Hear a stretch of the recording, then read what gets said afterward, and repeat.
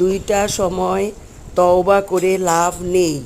একটা মৌতের সময় মৃত্যুর যন্ত্রণা শুরু হয়ে গেলে পায়ের দিক থেকে যন্ত্রণা শুরু হয়ে আস্তে আস্তে গলার দিকে আসে। সূরা ওয়াকিয়ার মধ্যে আছে, আত্মাটা যখন গলার দিকে আসে তখন আসমান থেকে সিঁড়ি নামিয়ে দেওয়া হয়, চোখ দিয়ে রুহটা বের হয়ে যায়। অনেক সময় চোখ দুটো জীবিত থাকে।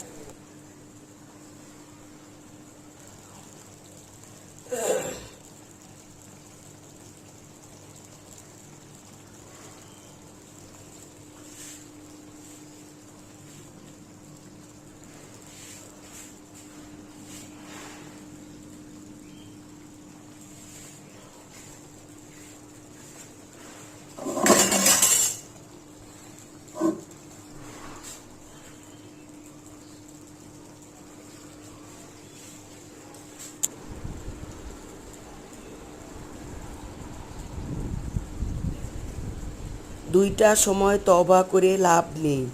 একটা মৌতের সময় মৃত্যুর যন্ত্রণা শুরু হয়ে গেলে পায়ের দিক থেকে যন্ত্রণা শুরু হয়ে আস্তে আস্তে গলার দিকে আসে। সূরা ওয়াকিয়ার মধ্যে আছে, আত্মাটা যখন গলার দিকে আসে তখন আসমান থেকে সিঁড়ি নামিয়ে দেওয়া